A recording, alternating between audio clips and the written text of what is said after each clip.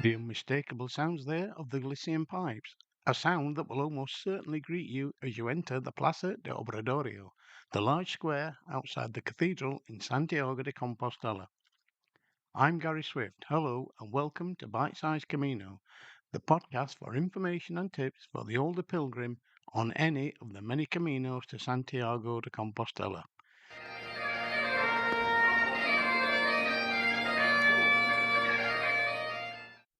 In today's episode, I'll be discussing my typical day on the Camino and how food features. Walking the Camino is a strenuous physical challenge, so you need to ensure that you fuel your body throughout the day.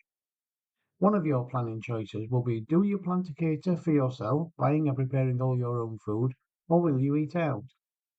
I found from experience on my Caminos it's generally a mixture of the two. When purchasing food to prepare for yourself, you will find that the shops and markets in Spain provide an amazing range of high quality food at very good prices. However, you do need to plan ahead because many shops, especially outside of the major towns, will be closed for much of the afternoon. So shop earlier in the day. Many shops will also be closed on Sundays, and many of the days may also be public holidays when many shops will be closed. If you are a vegetarian or vegan, although things are changing, you may find that although the shops and markets sell a fabulous range of fruits and vegetables, many of the bars and restaurants will offer very little choice, or maybe no choice at all. So self-catering may be your best option. Vegetarianism doesn't appear to be well understood or catered for in many parts of Spain. One of my companions is a vegetarian, and on numerous occasions when he asked for a vegetarian option, he was offered fish or chicken. These are obviously not considered to be meat. Even the ubiquitous mixed salads frequently contain tuna. He had to specifically request it sin atún, or without tuna. If eating at restaurants, cafes and bars, you also need to be aware that the locals have a different meal timetable to the pilgrim, as will become apparent. Some pilgrims will start their day very early in the morning and will be on the road by around 5 a.m. But for most pilgrims, the day generally starts around 7 a.m. to be out of the albergue by 8 a.m. If you're lucky, the albergue may provide breakfast. However, this will almost certainly be very light, maybe just toast and coffee. Certainly don't expect to be provided with a full cooked breakfast associated with Britain or America. Many albergues will provide no breakfast at all. My companions and I generally like to get a few kilometres under our belt before stopping for breakfast. Where possible, we try to find a bar or cafe around 9 a.m. that provides breakfast. This will usually be a very simple meal. You may be presented with a choice of coffee, tea, or freshly squeezed orange juice to drink, with buns or pastries. Sometimes you'll be offered potato tortilla, but more often than not, this will be served cold. Toasted baguette is usually available with a variety of toppings of jam or honey, or my personal favourite, freshly grated tomato with a drizzle of olive oil and salt.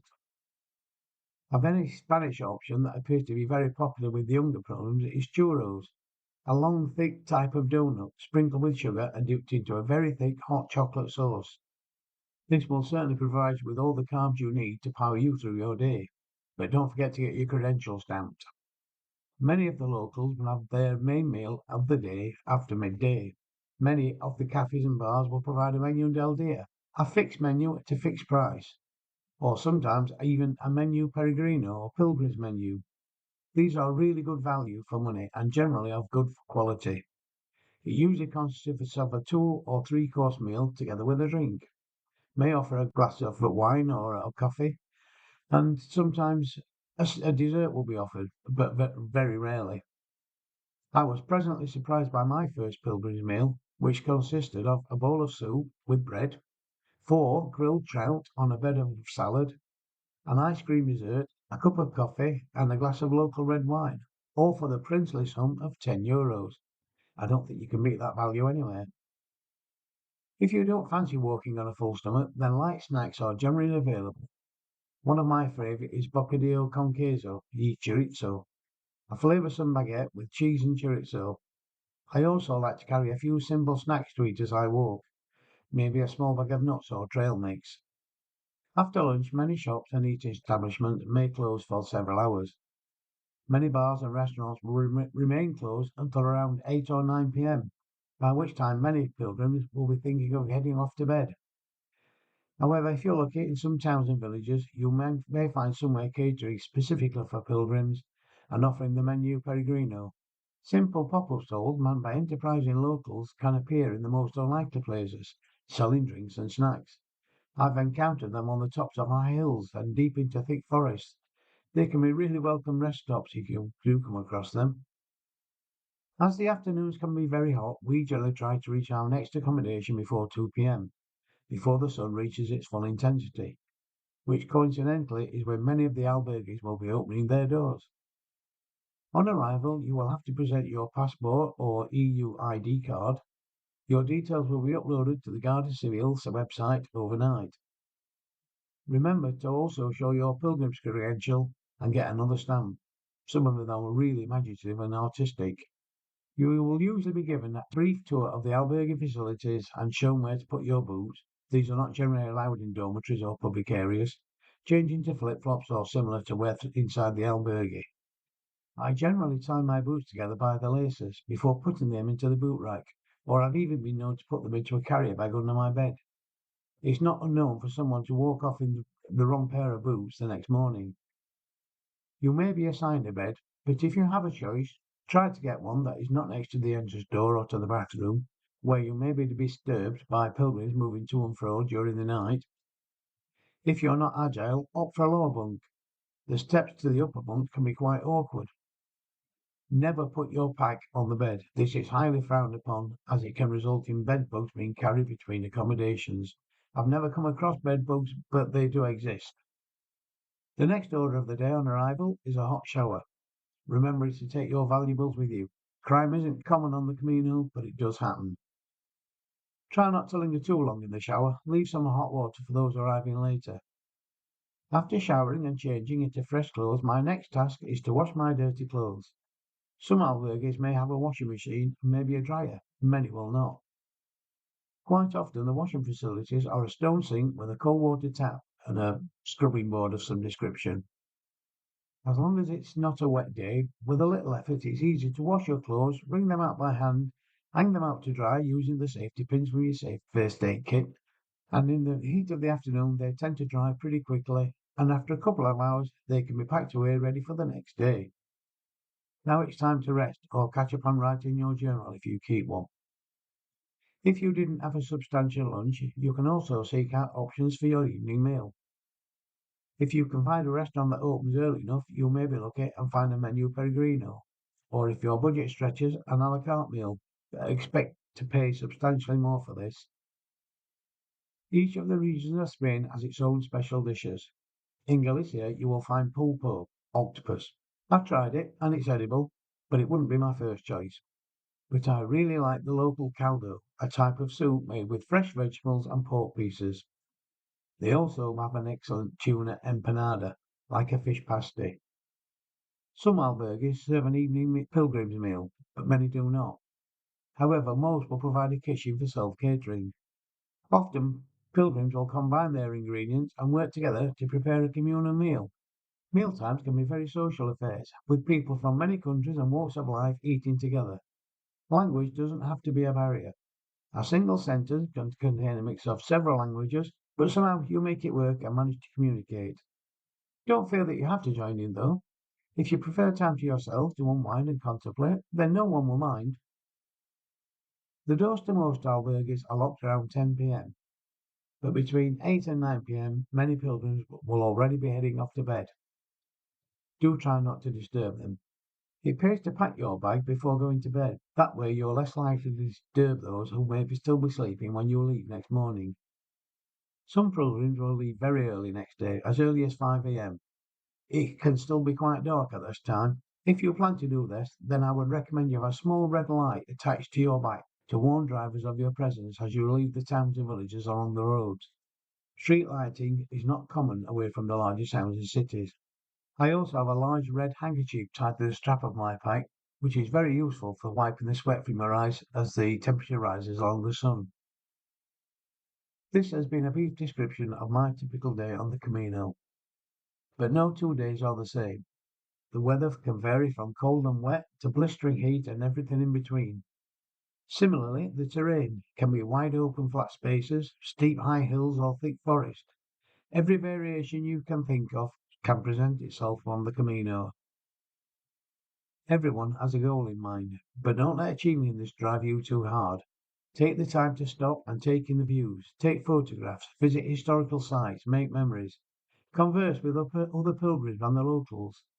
It's not essential to speak Spanish, but even the basics will get you a long way.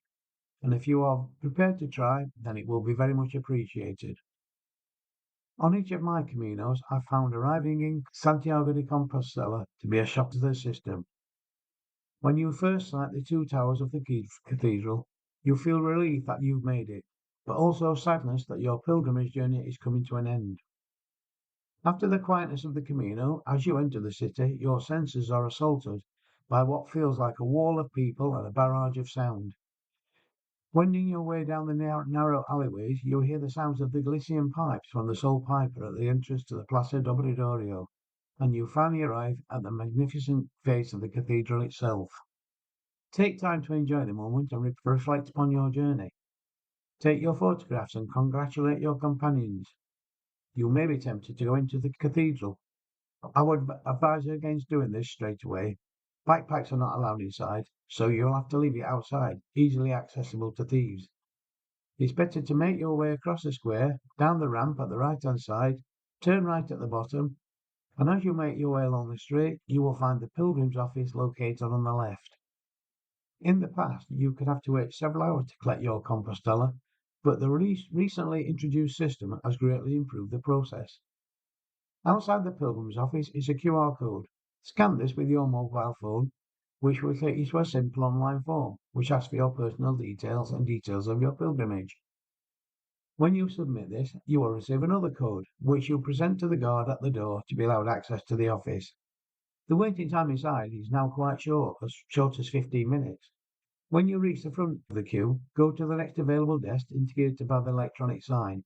At the desk, present your code and complete a credential to the clerk, who will confirm your details, put the last stamp into your credential, and you will then be presented with your Compostela certificate, with your name transcribed into Latin if there is a Latin version.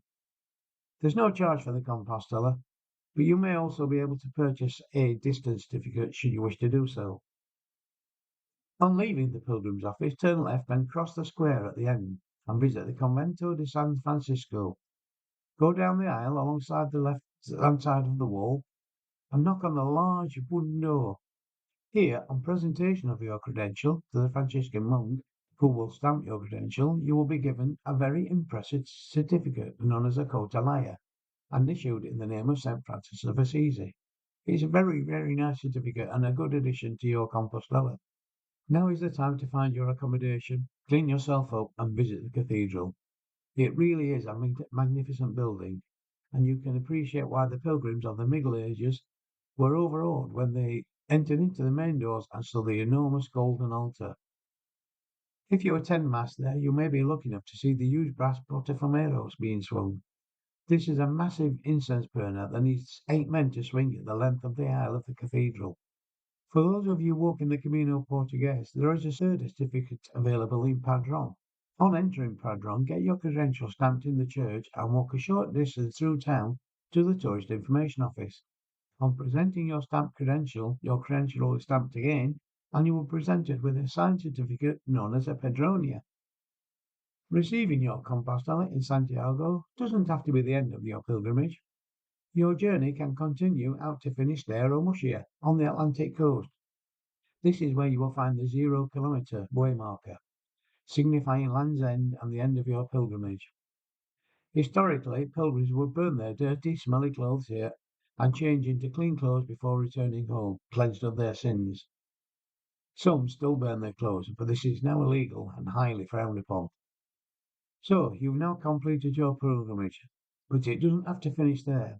After my Caminos, I've volunteered as a hospitalero in a Donativo albergue several times. Also, there are many more Caminos to be walked. This is the last in this series of episodes of Bite Size Camino podcasts. However, later this year I will be making my 5th pilgrimage, This time I'll be walking along the coastal Camino Portuguese from Porto. I hope to be able to produce a daily podcast live from the Camino as I make my way to Santiago. In the meantime, I thank you all for taking the time to listen to this series, and I hope that it will be of some use to those making their own way to Santiago. I will end by saying Buen Camino and Ultrea y Susea, which roughly translates to go higher and above or Alleluia. I'm Gary Swift, and if you enjoyed this series of Bite Size Camino, please give me a rating or review. It really does help. And I hope to see you again on Series 2, Bite Size Live from the Camino.